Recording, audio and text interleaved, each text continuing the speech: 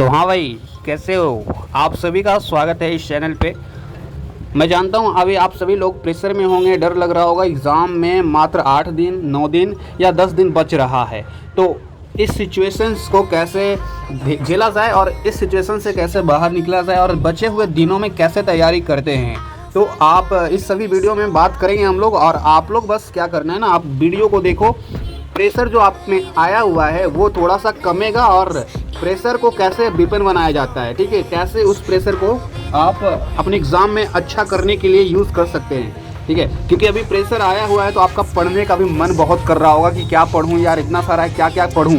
तो पढ़ने का जोश अभी है आप में, तो बस उस जोश को अच्छे से यूज करो, उस प्रेशर को अच्छे से यूज करो और एग्ज़ाम में फोड़ के आना है, ठीक है। तो चलिए बात करते हैं 10 दिन एग्जाम में बचे हुए करना क्या है। एग्जाम का प्रिपरेशन साइकिल जो होगा वो किस तरीके से होना चाहिए आपका, तो आप स्क्रीन पे आप यहाँ पर देख पा रहे होंगे। बचे हुए दिनों में प्रिपरेशन साइकिल जो होना चाहिए आपका कुछ इस तरीके से होना चाहिए। सभी को मैं बोल रहा हूँ, आपका बीए है, बीएससी है, बीकॉम है या कोई अदर सब्जेक्ट्स भी है, वोकेशनल वाले हैं, सबके लिए वीडियो है, ठीक है।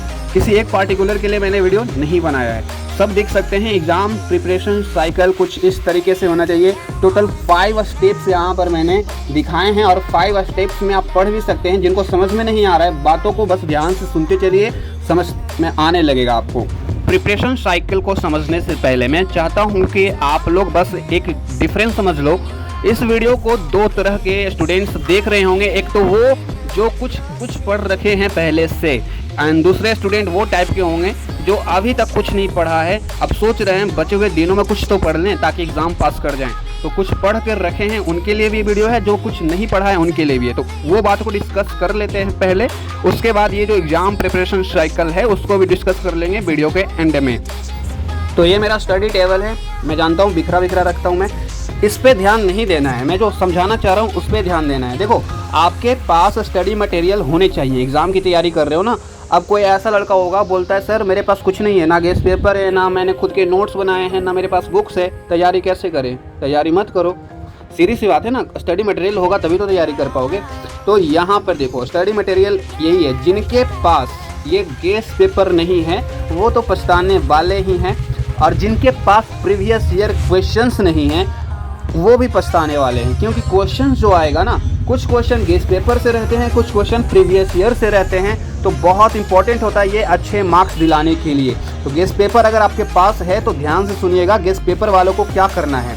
आपने जितने भी क्वेश्चंस अभी तक पढ़ रखे हैं, कोई लड़का होगा जो गेस्ट पेपर में टोटल 20 क्वेश्चन दिए हैं लेकिन 10 ही क्वेश्चन पढ़ा है, उतना पूरा 20 क्वेश्चन नहीं पढ़ पाया है। कोई लड़का ऐसा होगा कि 20 का 20 क्वेश्चन पढ़ लिया है। मतलब आपने जितनी भी पढ़ाई कर रखी है, 10 क्वेश्चन 2 क्वेश्चन ही पढ़ा है, 10-15 क्वेश्चन पढ़ा है, क्या करना है, गेस्ट पेपर में जितने भी क्वेश्चन आपने पढ़ रखी है सबका एक बार आपको, एक बार नहीं, एक बार से काम नहीं चलने वाला। बचे हुए दिनों में कम से कम 3x यानी 3-3 बार रिवीजन तो होना ही चाहिए। 3-3 बार रिवीजन होना चाहिए, तब जाके आपको कुछ फ़ायदा होगा। और एक मैं आपको बस इतना सा सलाह दूंगा, अभी कुछ नया मत ट्राई करना। नया ट्राई करोगे जो चीज़ आ रहा है वो भी जाएगा हाथ से, और जो चीज़ नया सीखना चाह रहे हो वो भी नहीं समझ में आएगा। तो जो चीज़ पढ़ रखे हो ऑलरेडी पहले से, उस पर ज़्यादा फोकस करना है। जैसे कि मैं वैसा स्टूडेंट हूँ जो मैं अपने नोट्स से पढ़ना ज़्यादा पसंद करता हूँ, नोट्स में बनाता हूँ। तो जो लोग बहुत पहले से तैयारी कर रहे हैं इस एग्ज़ाम के लिए, वो ये ध्यान देंगे, आपने नोट्स बनाया होगा, आपके पास बुक्स भी होंगे, आपके पास गेस्ट पेपर भी होंगे, आपके पास प्रीवियस ईयर क्वेश्चंस भी होंगे। तो करना क्या है, पढ़ना क्या है, तो आपको कुछ नहीं पढ़ना। अगर आपने नोट्स बनाया है तो आप अपने नोट्स पे स्टिक करें। आपका नोट्स आपका सबसे बड़ा साथी है, क्योंकि नोट्स जो है आपका खुद का लिखा हुआ है, आपका खुद का लिखा हुआ आपको ज़्यादा समझ में आएगा। और आपने जो नोट्स बनाया होगा, आई होप शॉर्ट नोट्स बनाना आपको आता होगा।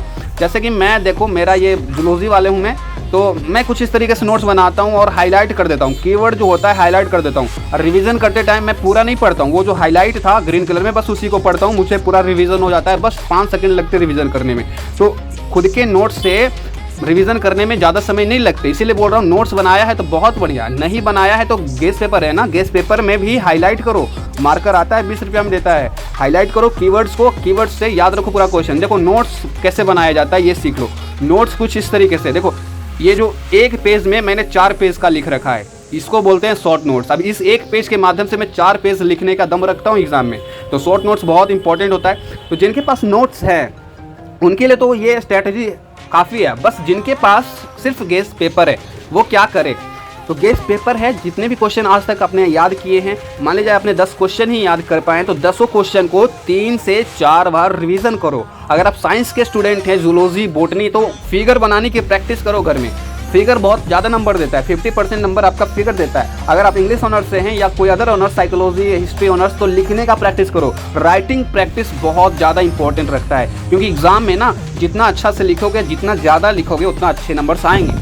सिंपल सी फॉर्मूला है, ठीक है। और शॉर्ट नोट्स बनाएं तो बहुत बढ़िया, बहुत हेल्प करेगा आपको इस बचे हुए दिनों में। और इतना दिमाग में क्लियर रखना, ये जो बच रहा है दिन, 8 दिन, इसमें नया चीज़ पढ़ने की कोशिश बिल्कुल मत करना। ये समय होता है रिवीजन का। एग्जाम से 10 दिन पहले, 15 दिन पहले रिवीजन का टाइम होता है, पढ़ने का टाइम नहीं होता है। पढ़ने के लिए साल भर थे लेकिन नहीं पढ़ा। अब जितना भी पढ़ा बस उस पर फोकस करो।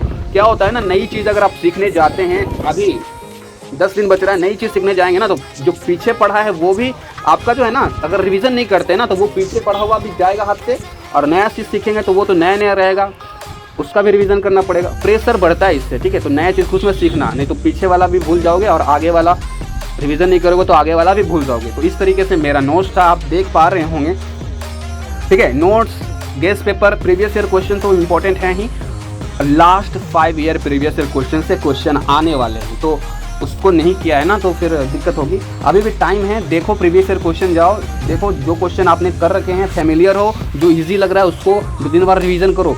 रिवीजन इज़ द की, ठीक है। जब तक रिवीजन नहीं करोगे किसी एक क्वेश्चन को 3 से 4 बार भूल जाओगे। एग्जाम में इतना प्रेशर होता है ना, पढ़ा लिखा आदमी भी भूल जाता है, समझ नहीं आता है क्या लिखूं, लिखते लिखते हाथ रुक जाता है, बहुत दिक्कत होती है। तो राइटिंग प्रैक्टिस करना है, बचे हुए दिनों में 2 ही काम करना है आपको, रिवीजन करना है 3 से 4 बार जितना भी पढ़ रखा है, और राइटिंग प्रैक्टिस करना है आपको 3 से 4 बार। देखो 3 से 4 बार राइटिंग प्रैक्टिस करो, एक ही क्वेश्चन को 4 बार लिखोगे आंसर के साथ, वो रिवीजन भी हो रहा है साथ में। तो राइटिंग प्रैक्टिस, रिवीजन दोनों साथ में ही चलता है। तो इस तरीके से आपको कोप अप करना है। अब साइकिल के बारे में हम लोग समझ लेते हैं कैसे समझना है। तो देखो सुबह उठते ही क्या करना है, स्टेप 1 फॉलो करना है, क्रिएट प्रैक्टिस एग्जाम, ठीक है। क्रिएट प्रैक्टिस एग्जाम मतलब सुबह सुबह उठते हो तो आप भी समझ में आता होगा, आपका बॉडी में एनर्जी की कोई कमी नहीं रहती है, एनर्जी फुल बॉडी रहता है, तो याद करने में मेमोरी पावर भी सुबह सुबह बहुत ज़्यादा अच्छा होता है। प्रैक्टिस करो लिखने की, या फिर बुक से पढ़ के याद होता है तो पढ़ के याद कर लो, जिसको लिख के याद होता है वो लिख के याद करेगा। और फिर उसके बाद खाना पीना थोड़ा कर लेना सुबह वाला, स्टेप 2 पे मूव ऑन कर जाना, ठीक है। फिर से क्या करना है, राइटिंग प्रैक्टिस ही करना है आपको, और याद करना है, रिवीजन। लेकिन इस बार आप सेकेंड पेपर का रिवीजन करेंगे, ना कि आप पिछले पेपर का। पिछला वाला सुबह में कोई अदर सब्जेक्ट पढ़ लेना, फिर से स्टेप 2 में कोई अदर सब्जेक्ट पढ़ लेना। फिर आते हैं सब्सिडरी की तैयारी, ठीक है।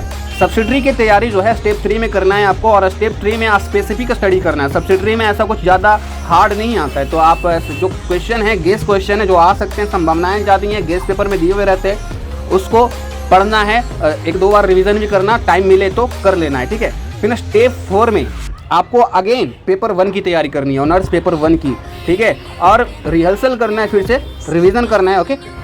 ये शाम का समय होगा तो कोई अदर टॉपिक होगा पेपर 1 वाला, वो रिहर्सल कर लेना।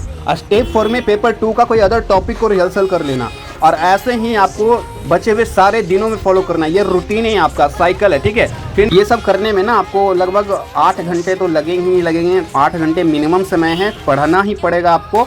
और रात में सोने समय रिलैक्स हो जाना, गाना वगैरह जो करना सुन लेना, ठीक है। फिर सुबह से उठ के फिर से रिपीट करना है। वाकई best wishes for you, best of luck for your examination. ऐसे ही पढ़ाई करो, फोड़ दो।